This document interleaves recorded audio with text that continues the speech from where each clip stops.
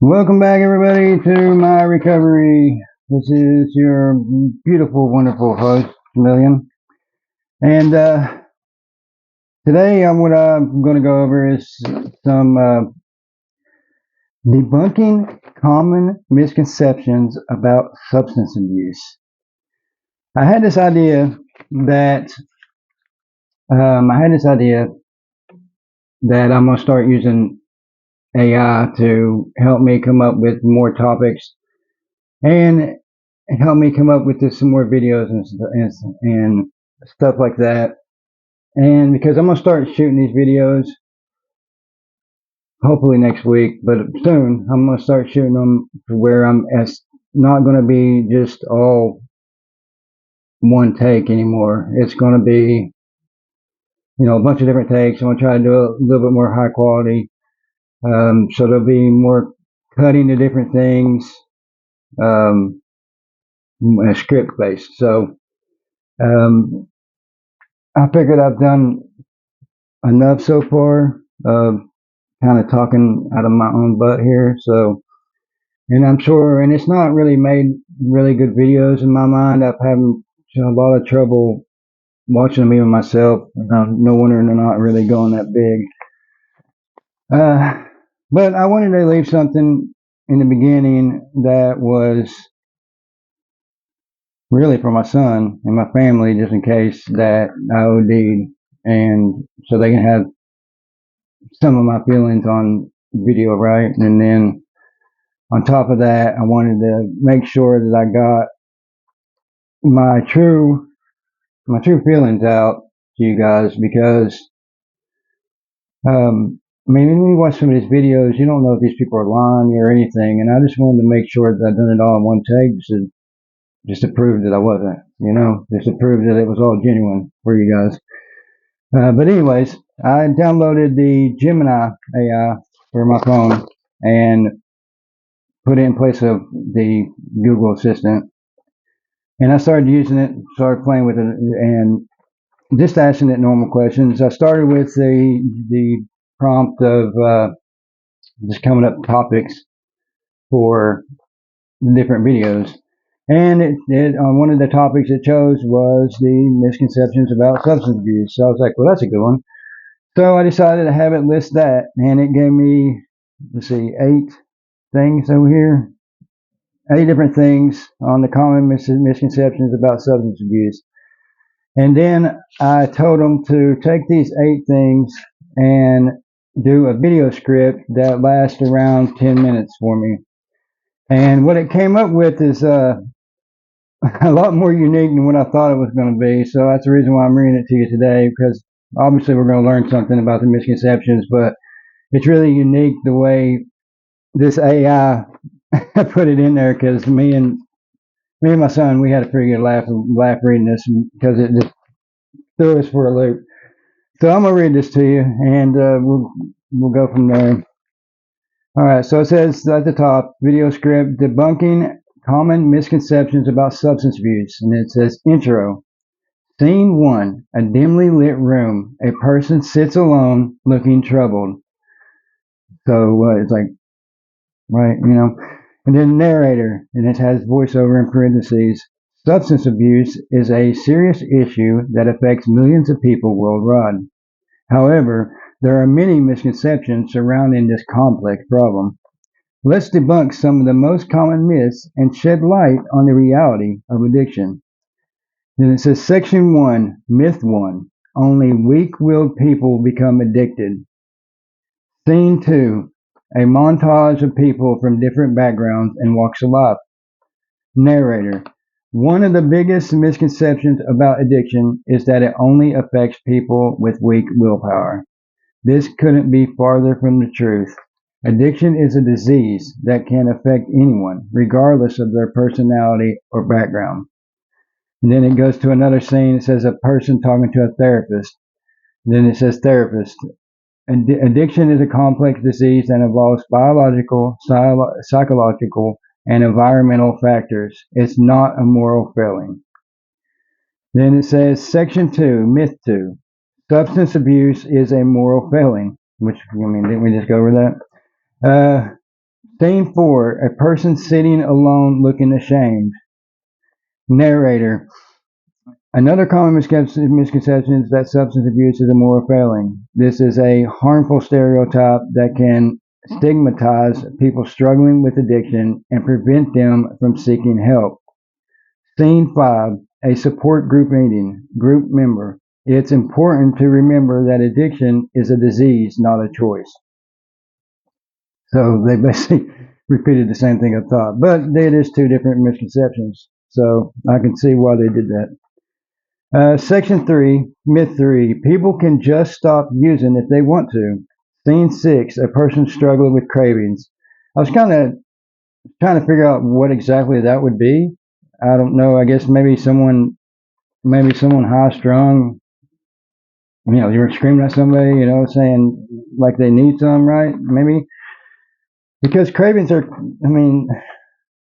all over the place. It doesn't really necessarily mean that you really see these cravings, because cravings are usually more thoughts than actions, right? So, but I get what they're trying to do here. So it's just I was just trying to figure it out. So maybe you guys know something out there. If you do, just put it down in the comments and let me know how I would do that, just in case it ever pops up again.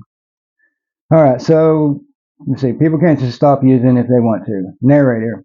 Many people believe that if someone truly wants to quit, they can just stop using. However, breaking free from addiction is often difficult and can require professional help. Scene 7, a doctor talking to a patient. Doctor, cravings and withdrawal symptoms can make it challenging to quit on one's own. Then we got myth 4, which is substance abuse only affects the user. Then the scene is a family gathered around a kitchen table looking worried. Narrator. Addiction doesn't just affect the individual struggling with it. It can have devastating consequences for families, friends, and communities. And then scene 9, a person talking to a social worker.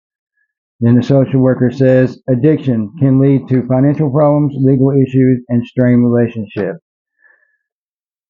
It's weird that they did that. I figured it'd be more like a kids thing, right? It can make you lose your family or lose your loved ones, and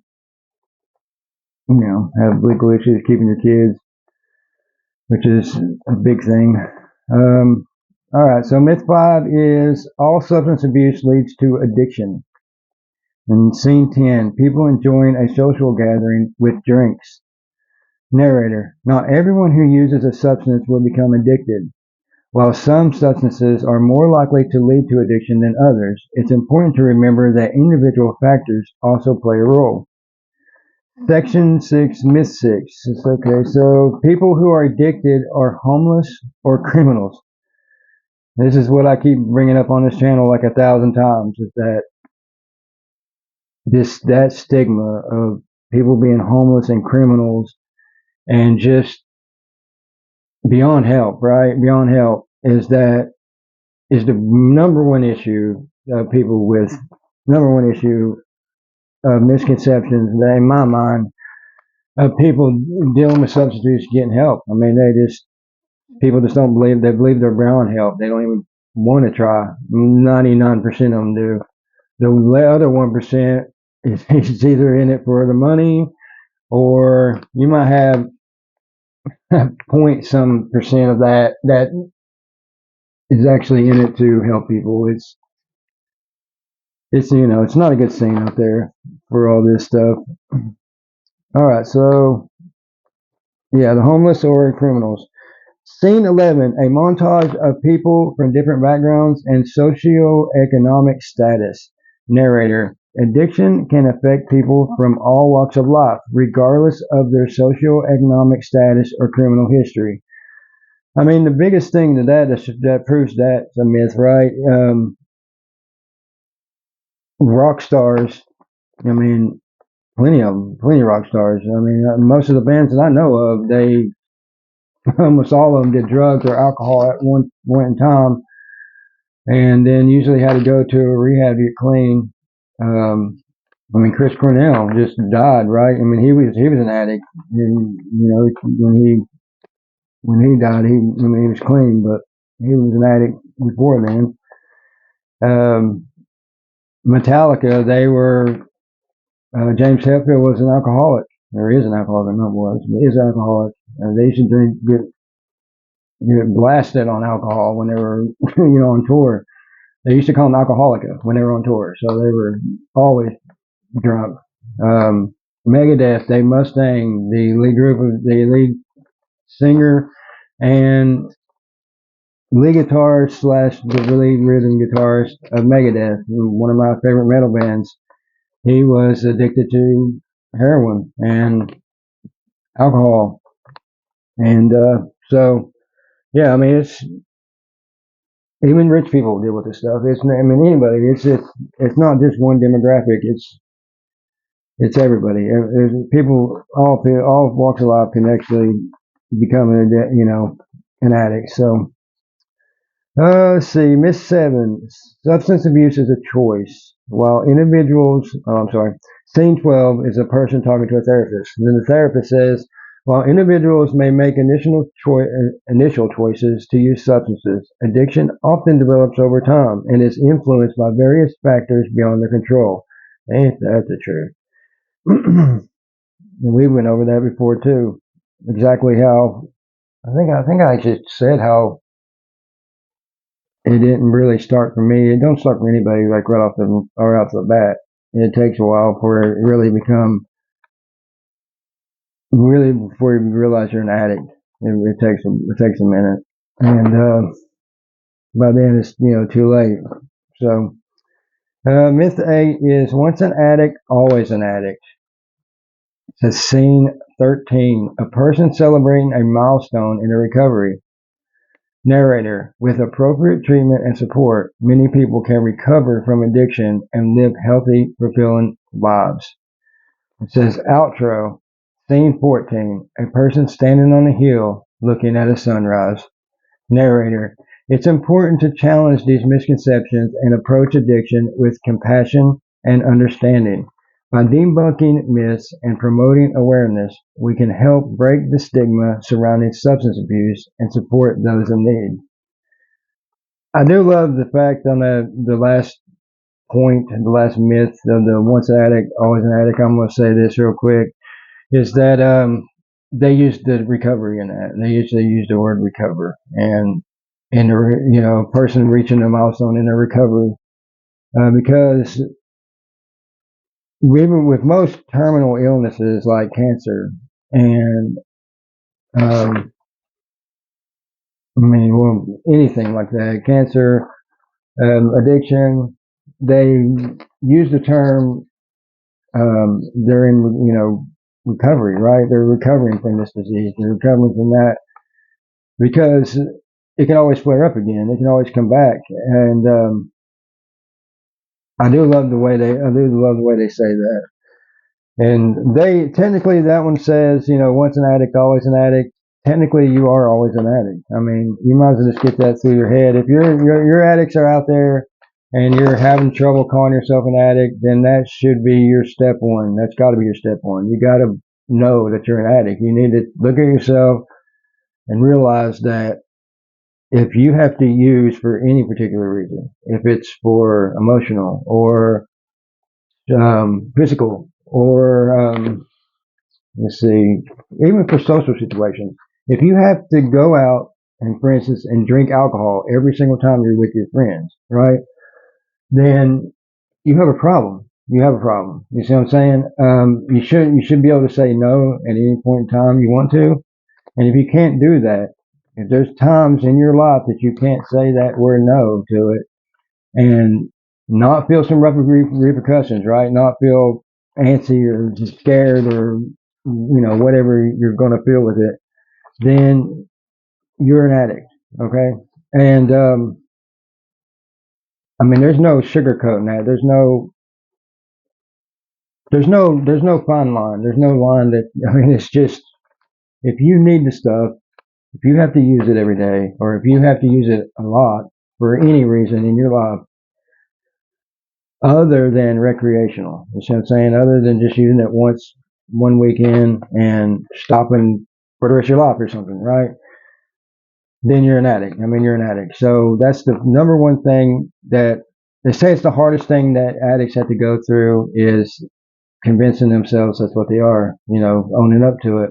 And I never found it that hard, but I'm sure, a lot of people do. In the beginning, it's for sure. When you first start, when you first realizing you're an addict, yeah, it's a tough pill to swallow, because not only is it that tough to swallow because you don't really believe it yet because you ain't been in it that long, but it's really because of the stigma that comes with it. I mean, you're looked down upon. You're seen as a failure. You're criminals. I mean, we just went over some of the stuff you're seen as. So it's that reason too. I mean, you're not. These people don't want to admit that they're addicts because it comes with a lot of weight behind it. It's not just a realization in our head like, oh man, I need help. It comes with the social burdens as well, right? So, and that's the point that I've been trying to make, and that these are trying to make, is that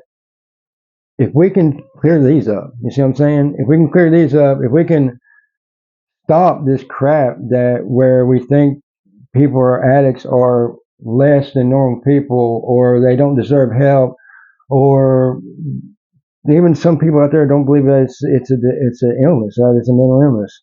They believe, like I said, that they can stop anytime. It's just a willpower thing, right?